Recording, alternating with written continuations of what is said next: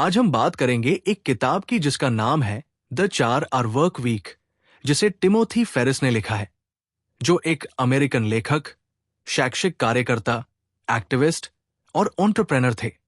ये किताब 4 सालों से भी ज्यादा समय तक न्यूयॉर्क टाइम्स की बेस्ट सेलर की सूची में शामिल रही है। यहां दिए गए विचार टिम को उस दौरान आए जब वो दिन में 14 घंटे काम किया करते थे। इतना ज्यादा काम और खाली समय न मिलने से परेशान होकर उन्होंने आराम करने के लिए 3 हफ्ते के लिए यूरोप दौरे पर जाने का प्लान किया। अपने कामकाजी जीवन से मुक्त होकर उनका यही व्यक्तिगत यात्रा, पर्सनल ट्रिप, इस किताब का आधार बना। परिचय: ये किताब हमें ऐसी जीवन शैली, लाइफस्टाइल के विकल्प के बारे में बताती है जिससे हम पैसे और वक्त की आजादी पा सकते हैं।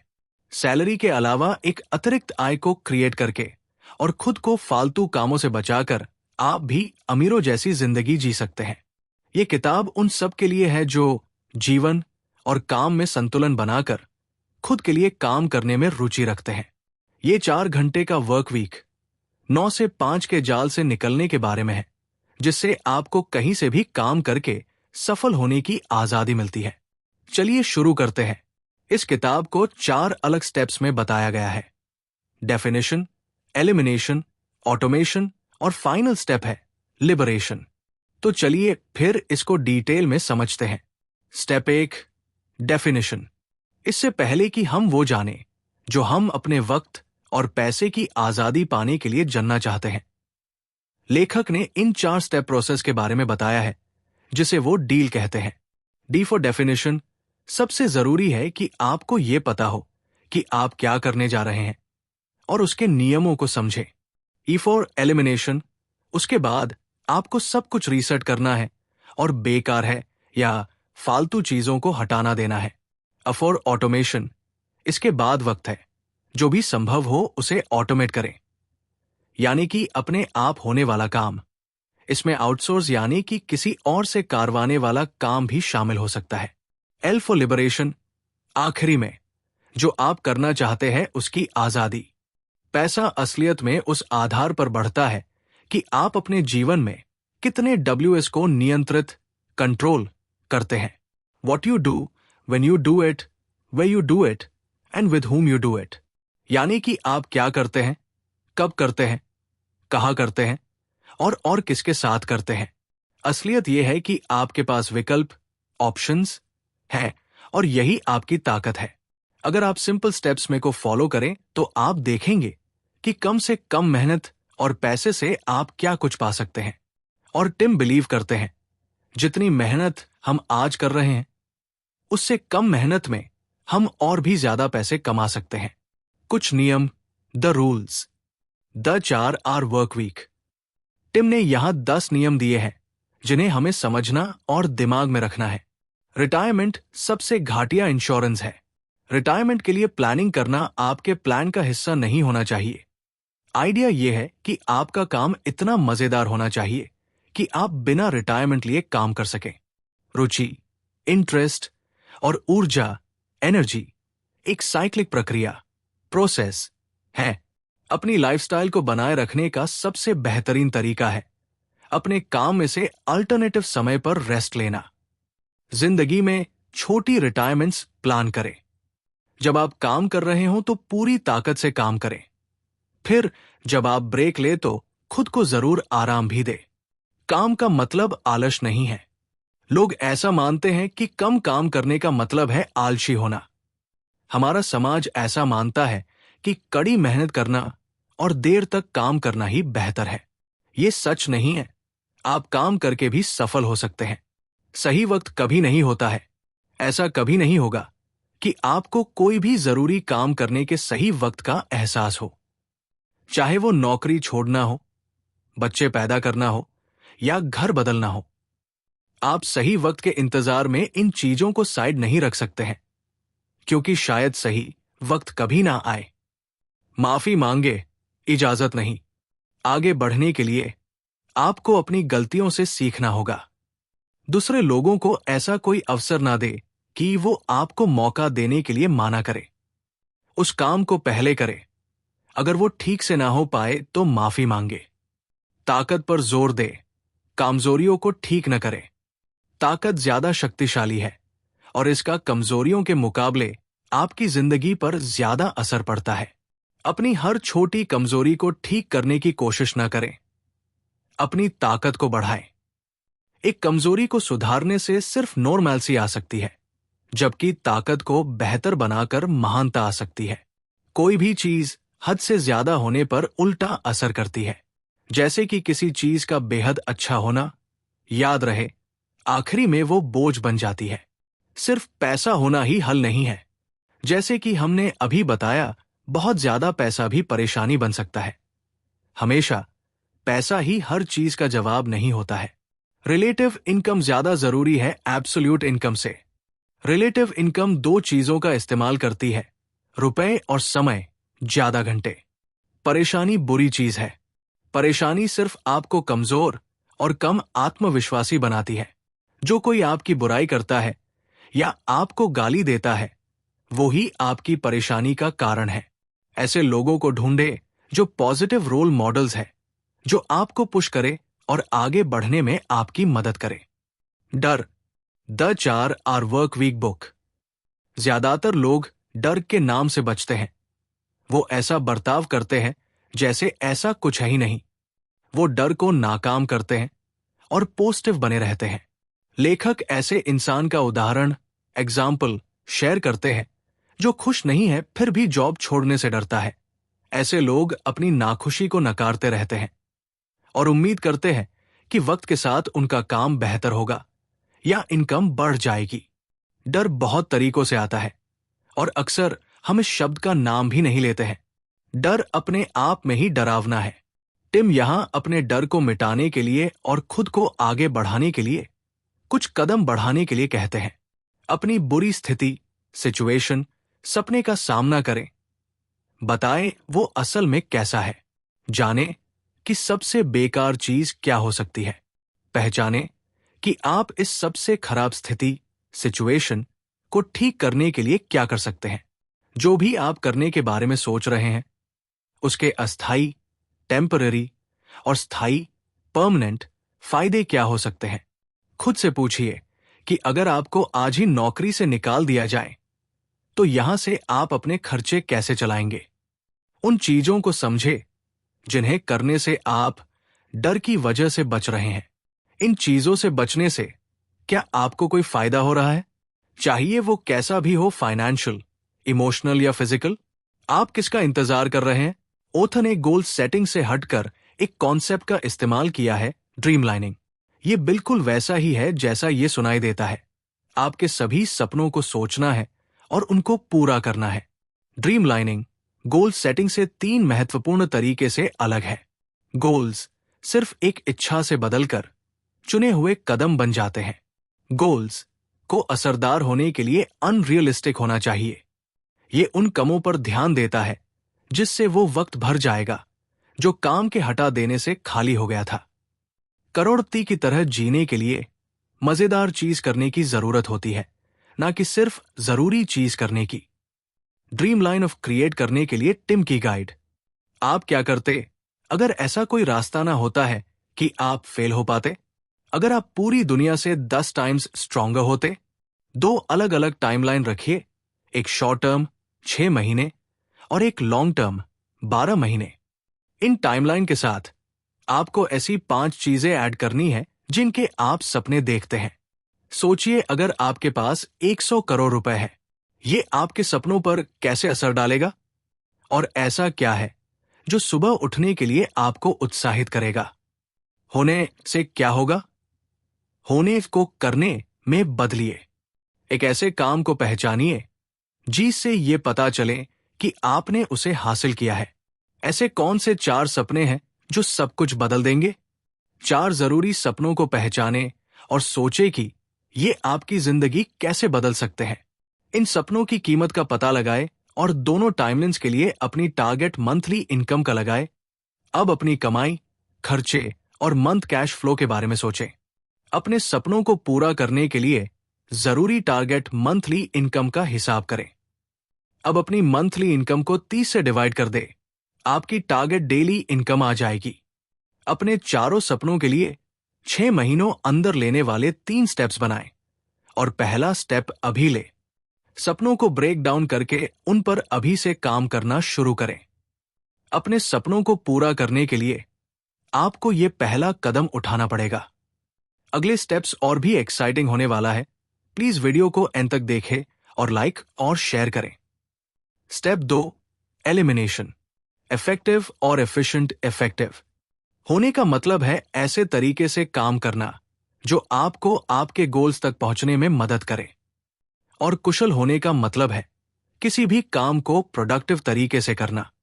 दिक्कत यह है कि अक्सर प्रभावी, इफेक्टिव हो जाना आम बात है, पर यह समझना जरूरी है कि किसी ऐसे काम को अच्छे से करना जो जरूरी नहीं है, उससे वो जरूरी नहीं हो जाता है। इसी तरह किसी काम पर बहुत सा वक्त खर्च करने से भी वो जरूरी नहीं बन जाता। 2 कानून जिन्हें ध्यान रखना है। 80% आउटपुट का रिजल्ट 20% इनपुट से आता है। 80% रिजल्ट 20% रीजन में से आते हैं। रिजल्ट का 80% एफर्ट और टाइम के 20% में से आता है। कंपनी प्रॉफिट का 80% प्रोडक्ट्स और कस्टमर के 20% में से आता है। 80% स्टॉक मार्केट का फायदा 20% इन्वेस्टर्स और 20% इंडिविजुअल पोर्टफोलियो से आता है। पार्किंसंस नियम।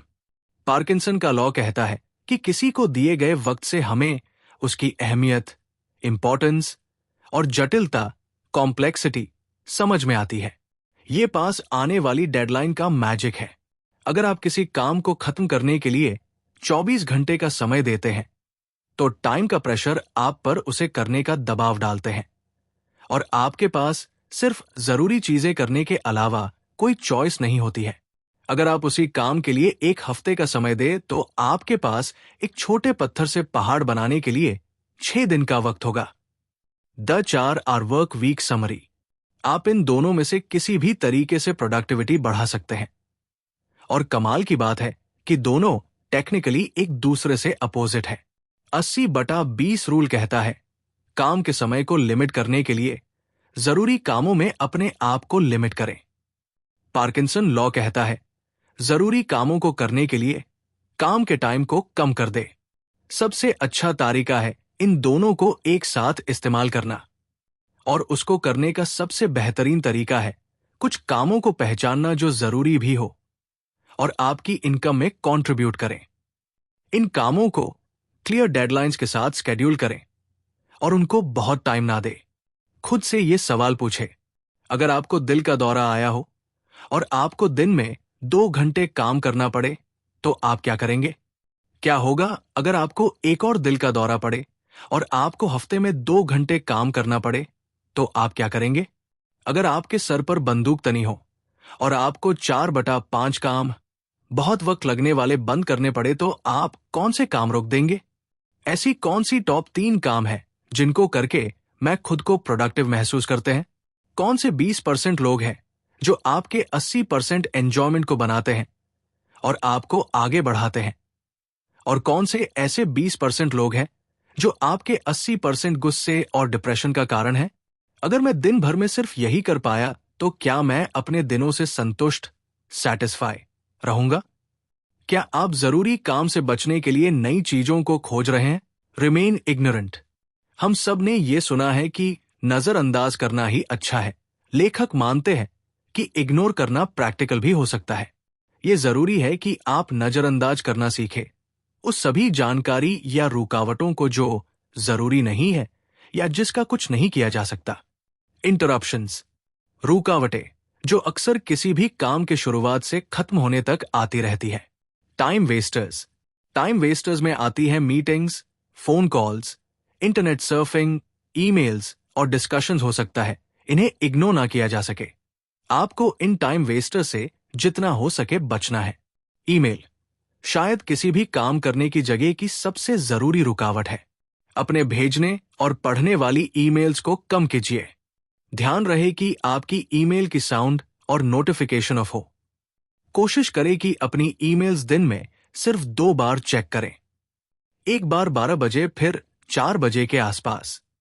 इस वक्त तक आपके भेजी गई ज्यादातर मेल्स के रिप्लाई आ चुके होंगे। जो भी कॉल्स आप रिसीव करते हैं उनको देखिए। आपको सभी का जवाब देना जरूरी नहीं है और खुद की जाने वाली कॉल्स को भी कम करें। अगर हो सके तो आपके 2 फोन नंबर्स होने चाहिए। एक आपकी ऑफिस लाइन की तरह इस्तेमाल हो जाए और आपका एक मोबाइल नंबर सिर्फ अर्जेंट कॉल्स के लिए हो।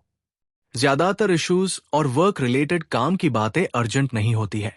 अपने कोलीग्स, क्लाइंट से कम्युनिकेशन के लिए इस ऑर्डर को फॉलो करे, पहले ईमेल करें, फिर कॉल करिए, आखिरी में पर्सनली जाकर बात करें। अगर कोई आपको वॉइस मेल भेजे तो उसको ईमेल लिखकर रिप्लाई करें।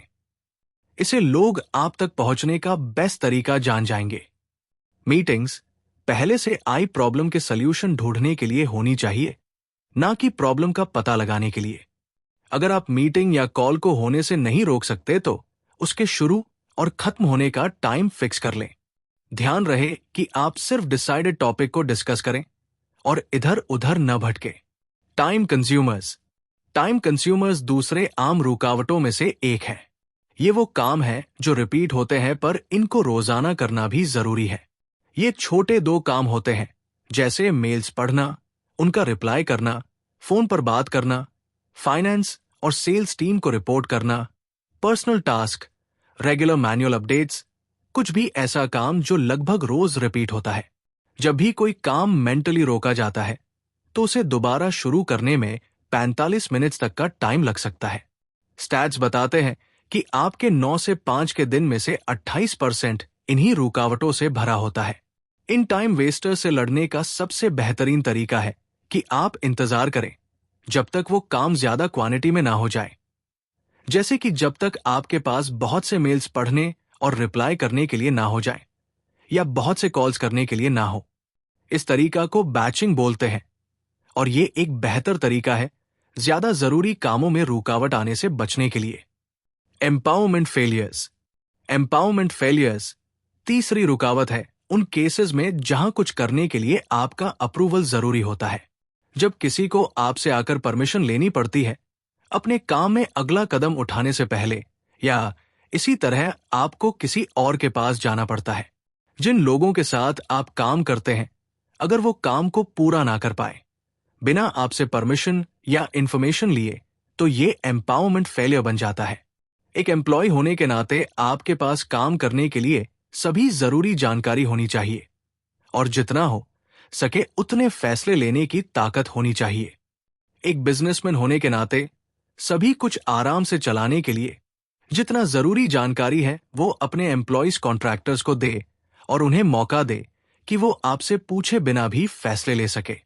अगर आपको लगे कि आप माइक्रो मैनेजमेंट की सिचुएशन में हैं, तो अपने बॉस के साथ बैठे और उन्हें समझाए कि क्यों आप ज्यादा जानकारी ले रहे हैं, और फैसले लेने की ताकत आप दोनों को फायदा देगी, क्योंकि आप ज्यादा प्रोडक्टिव बनेंगे और आपके बॉस को भी कम रुकावट होगी।